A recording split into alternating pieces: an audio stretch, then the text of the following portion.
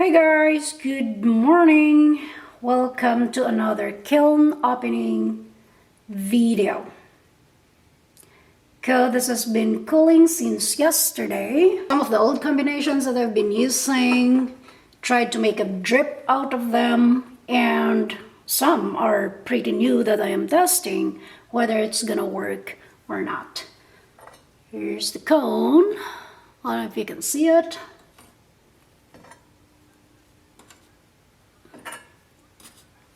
Looks like it fired a little bit hotter than my usual one. I am firing at cone 6 with a 6 minutes hold, and I am using the number 3 stoneware from Minnesota clay. 3 coats of iron luster from the inside and the outside, and then just 3 coats of oatmeal. So I think I did like at least 5 of this.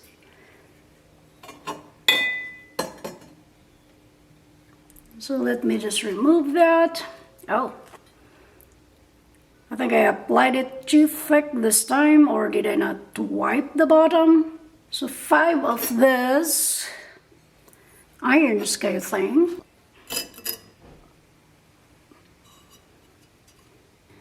So small envelope that is hand-built for my pens and stuff, or whiteboard markers here in the studio. I'm just gonna hang it on the wall.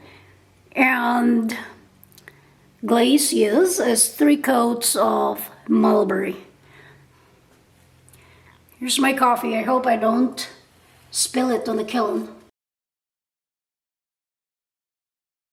All my Northern Light combination, 3 coats of the black velour, the velvet under glaze from Amaco, smoky merlot on the inside, and then the outside from the rim up to where you can see where it stops is 3 coats of obsidian, 3 coats of smoky merlot on top, and then 4 coats of seaweed, and then 3 coats of the,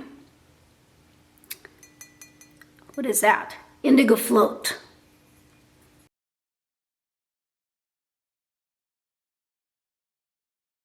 So here's a refire of the iron luster and oatmeal. You can see the difference of the iron luster. If you refire the iron luster, it's going to come out as a very dark brown as compared to the other one. So you can see the difference. This is the refired iron luster, and this is not.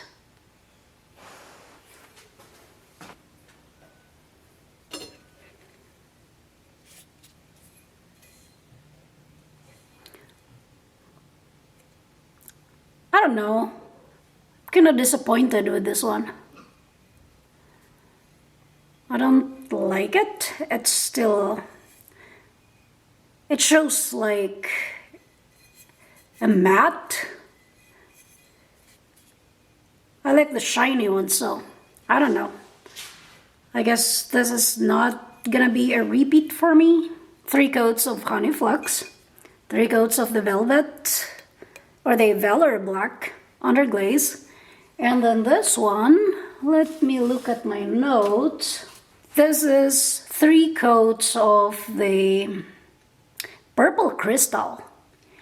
And then on top of it is the toasted sage. Well, I kind of have those glaze that I'm not using, so I thought I'm gonna make some test mugs with them. So I don't know, it's bringing out the kind of orange, yellowish. I don't know if you can see that.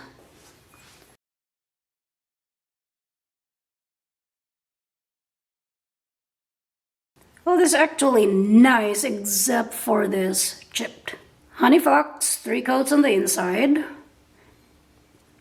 The black portion, of course, that's the Valor Black under glaze, 3 coats. And then I think I'm so confused on what glazes I actually put in here. Let me figure that out, and I'm gonna put it at the end of this video. Aha! This is a mini bud vase, another test mug, another test piece. 3 coats of obsidian on the inside and outside. And then on the rim, a very tiny band of 3 coats of palladium. And then followed by smoky merlot. If you watch my previous video wherein I did a very big vase, which I glazed the rim with palladium, and then it gave me all kinds of pinholes. That was 5 coats. So I thought I'm gonna experiment it with a different clay body. So this is a porcelain. I think it's called Polar from Minnesota clay. So it's actually very dark. And smoky merlot showing so dark on a porcelain body, but and then that's the usual obsidian.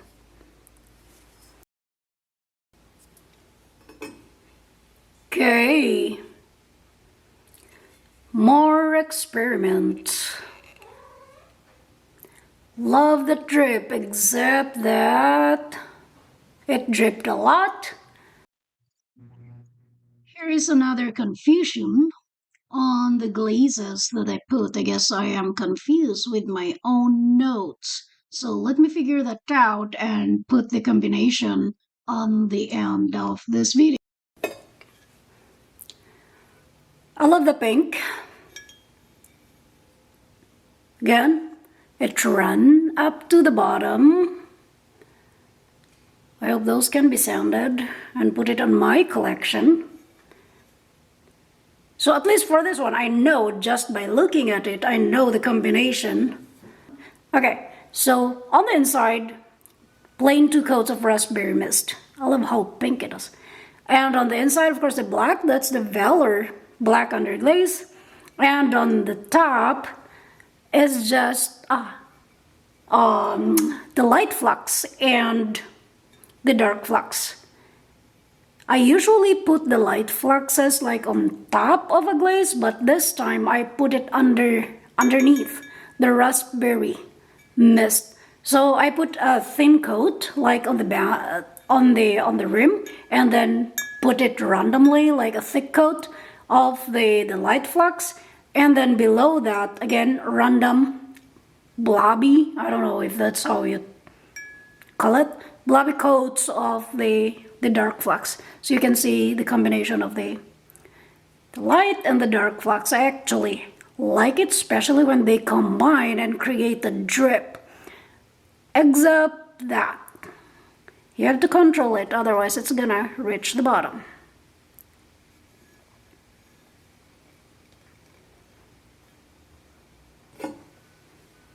Uh-oh.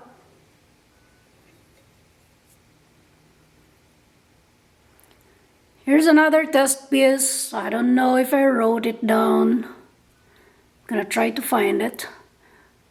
Oh, okay, so that's ancient copper. Let me look at my notes. Oh my god. Am I not writing it down? Oh, there it go. So, 3 coats of sapphire float on the inside. Bottom is the ancient copper, and so the outside is 3 coats of sapphire float, and on top of that is 2 coats of oatmeal. I have to put the ancient copper like way more higher so that at least I can see the ancient copper at the bottom. Or maybe just a single band of oatmeal too would be nice. The oatmeal just covered everything. Or maybe I'm just gonna put like a random patch of oatmeal around the mug so that it's not gonna cover the the ancient copper. I like the ancient copper to be at least up high over here. That's how I applied it.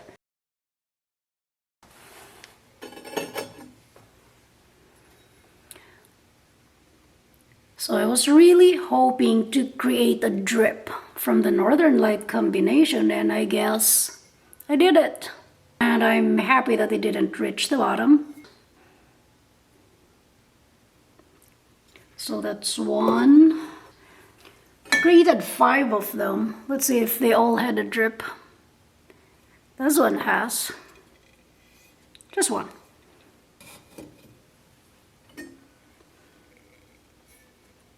A very short drip. Oh, there you go.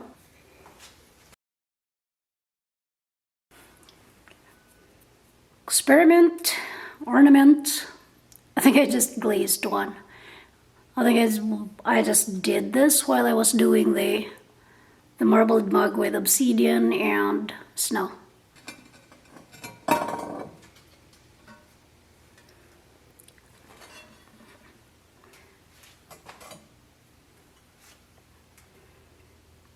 Okay.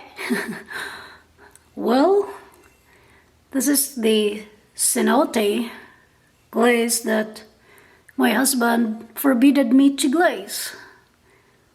He does glaze it correctly. I don't know how he does it.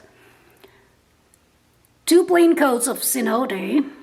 So my husband glazes the cenote. I don't know how he does it, but because every time I do it, I think I am putting it thinly, so it doesn't give me the whole like coverage of the cenote.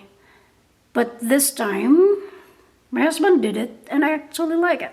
So he does the base, he does the 2 coats of cenote inside and outside, and then I just come in and put the light and the dark flux. All 5 of them, yes. Nothing got stuck. Drip, drip. Yep, yes. My usual drippy mug with the iron luster and oatmeal. So there's that. I think all of this are 15 of the Northern Lights. No drips, but that's fine.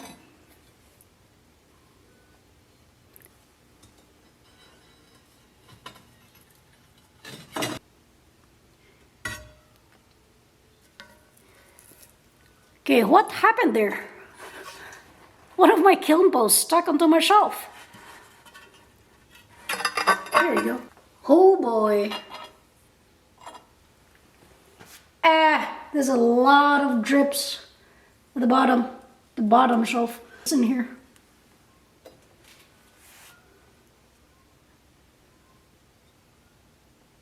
So that's just one. All the mugs at the bottom shelf are all the drippy ones. That is just the combination of the iron luster and then the oatmeal.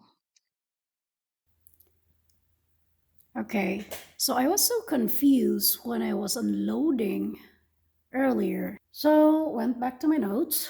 So this one, I like the green, and I especially like it being combined with the Valor Black underglaze.